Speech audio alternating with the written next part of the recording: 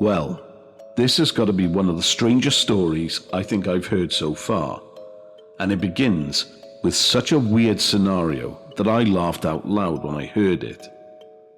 Buckle yourself in for this bizarre tale. In 2015, a woman and her friend decided that they were bored and wanted to liven up the day with a good prank. Now, as my partner will tell you, I love a good prank. Our house is alive with the sound of me terrorizing her. On a daily basis, the sound of screaming, followed by swearing, and usually me running away, can be heard echoing around the street. To anyone listening in, it would sound like a very strange torture chamber with a lot of swearing and laughing. But this prank was a bit odd, even by my standards. Michelle James and her friend decided that they wanted to play a prank on Michelle's boyfriend. The pair decided to scare him by placing a fake skeleton in the living room bolt upright with a fag in its mouth. Funnily enough, they knew exactly where to find a skeleton. A previous tenant in the building had informed them that there was an old medical skeleton that was originally used for anatomy classes in a local university in the small alley around the side of the house. It had been there for years, and it was quite clear that no one was going to claim it anytime soon, so why not use it for a prank? They ambled around giggling to themselves about the fun and the hilarity that they'd have when they saw her boyfriend's face, and eventually found the skeleton wrapped in tarpaulin. The pair went and fetched a small knife and started to cut the outer packaging. This was where the pair of jokers had the joke pulled on them. The plastic skeleton began to leak. In a sudden panic, they rang the police, which began a series of events so unbelievable that it shocked not only everyone involved, but people from across the world. This is the story of Lee Sabine and the medical skeleton. This event happened in Beddau, also known as Beidda. Don't ask which one is the true pronunciation. If the Welsh grammar is to be followed, then it would be Beddau, but the residents swear that it's pronounced Beidda, so I'll call it that for the purposes of the story. Beidda is a small town in the Rhondda Valley, and like many other towns and villages in the Welsh hills, it was left in ruin after the mines closed in the 80s. Although there is an issue with drugs and antisocial behaviour, there is also a fantastic community spirit, one of trust and friendship. But all that was about to be rocked. In 2015, the police received a call about a body found wrapped in plastic sheeting. Initially, the responding officer wanted to sack it off until after lunch, believing it to be no more than a joke or a mistake. But his colleague in the call centre convinced him to just check it out. I bet he wished he'd eaten before going. He immediately rang the homicide department, and before long, the town of Beidda was flipped on its head. Initially, Michelle was brought in for questioning. This was where the story got a bit strange.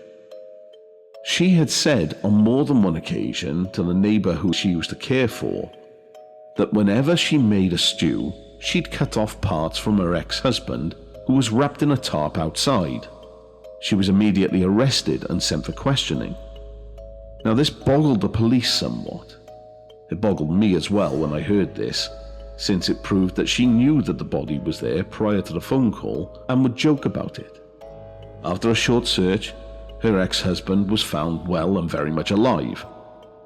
So they interviewed her again, and this time she explained that she and all the other neighbours knew that there was a medical skeleton around the side of the flats. When they asked how she knew that, she informed them that their neighbour, an elderly, eccentric old woman, had told everyone and had been talking about it for years. This neighbour, Lee Sabine, had passed away a few months prior due to a battle with cancer. But the police were about to unravel a mystery that not only has more twists and turns than a game of snakes and ladders, but also spanned the entire length of the globe. Lee Sabine had moved into the flats back in 1997 with her husband John after moving from Reading. John, despite being on the deeds for the house, had not actually been seen by any other residents for many years. When asked, Lee would say that he passed away. Now, initially, investigators homed in on this, but their wings were cut by the local minister who conducted Lee's funeral, since she had seen John's death certificate from 2001. Besides, the corpse was far too fresh to be that old. The investigation then took another turn when the minister stated that a few years prior, at a party, Lee had mentioned in a flippant comment that she had children, which had shocked the minister since she had never mentioned having children in the entire time that she'd been living in Bather. And not just one, 5 to be exact. Now, despite Lee living in Bather for 18 years, no one could really work out where she was from or what she'd done for a living. She had a habit of saying that she was a nurse one minute and a cabaret singer the next, and she could have been from anywhere from Reading to South Africa, and others said that she was from Italy or even New Zealand. The police got to work. They found that Lee did actually have 5 children, but she and her husband abandoned them in the late 60s after dropping them off at daycare and disappearing. The children were forced into a series of foster homes and subjected to physical, psychological, and in some cases, sexual abuse. During the 80s, when the children were in their teens, Lee and John suddenly arrived back in New Zealand. It turns out that both of them had been in Australia under a different name, so that Lee could pursue her career as a cabaret singer. So it turns out that she was actually telling the truth. But anyway, back to the story. They quickly contacted the children and moved them all into a large house and began playing happy families as if nothing had ever happened. But for the eldest daughter, this was too hard to handle. She wanted answers. Jane Sabine questioned Lee, who flew into a rage and kicked her and her sisters out. The boys, John and Martin Sabine, stayed with their parents, still wanting to maintain a relationship with them. But once again, in the dead of night, Lee and John left. This new disappearance crushed them. Martin, or Marty, the younger of the 2 boys, was not going to be deterred though. He and his girlfriend travelled to the UK and found Lee and John. There the pair settled in with Lee and John, and everything seemed well.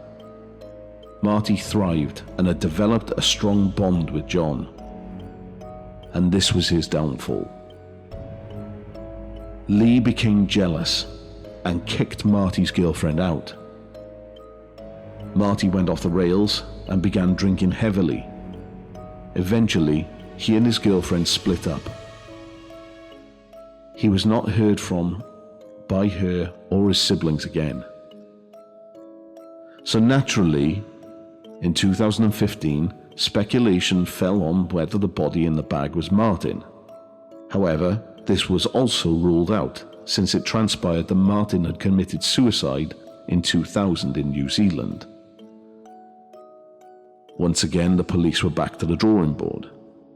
They searched for evidence of a killing in Lee's flat, but unfortunately found nothing. Now, I'll be honest, this also gave me a bit of a giggle, since after Lee's death, her friends and neighbours deep cleaned the crime scene, believing that it was going to be sold to someone else. So police began looking at Lee Sabine as a character herself. When looking into Lee Sabine, many of the neighbours said that she used to have many men into her flat, but one stood out in particular. She had had a relationship with a man called Derek. The next name for the potential victim was investigated, but it was found that he died of alcoholic liver disease in 2010. Once again, the police were at a loss, so they returned to the forensics teams. The body had been wrapped in 14 gigantic sheets of plastic that had been wrapped around 41 times. The air had been suctioned out using a hoover, and this had preserved the body. It was here that they had their first break. Although there was little in the way of fingerprint or DNA incriminating Lee, they found several things. A Tesco carrier bag that happened to have a barcode on it. It told them that it had come from Reading in 1997. The pajamas on the body were also from the mid-90s, from Marks and Spencer's, and the man had been killed by blunt force trauma to the right temple. The body had almost been perfectly preserved by the immense amount of wrapping and lack of oxygen. This is where they started to believe that the body wasn't as fresh as they thought. But something didn't sit right with the lead investigator. He looked back at the death certificate for John Sabine and found that in Britain, John Sabine shared a birthday with another John Sabine. He needed to find out if this was John after all. He contacted the remaining 4 children in New Zealand to request a DNA sample for comparison. This was where the story took another dramatic turn. Shortly after agreeing to the DNA sample, they were told not to worry since the police already had DNA from their half-brother in Britain. Once again, the siblings were left in disbelief at the network of secrets that their parents had placed in front of them. It transpired that John had returned from the Korean War and was placed in a military hospital. There he met a young woman by the name of Lee. The two quickly began a relationship and left Britain, abandoning John's wife and son. But where had Lee come from? Once again, another curveball. It turned out that despite all the speculation of her origins, she was originally born in the Rhondda, a short distance from Baitha. The police continued to examine the body and found that the cause of death was blunt force trauma to the head. When they interviewed friends and neighbors of Lee, they found out that Lee had instructed them to help themselves to anything that they wanted in the apartment during the cleaning process after she died. When they went to each neighbor, they retrieved a series of items, but one item in particular stood out from the rest. It was a stone frog that was used as a doorstop, a heavy weighted item that could be used to cause blunt force trauma. When measured for the shape and diameter of the skull fracture, it was determined that it could have only been this item due to the unique shape of the injury. Shortly afterwards, the results of the DNA test came back. The body in the bag was determined to be John Sabine. A tragic end to a quiet man who tried everything to keep his devil of a wife happy at all costs. After the findings of the investigation were made public, the 4 remaining siblings expressed their upset at the demise of John and believed that he was desperately unhappy about losing his children.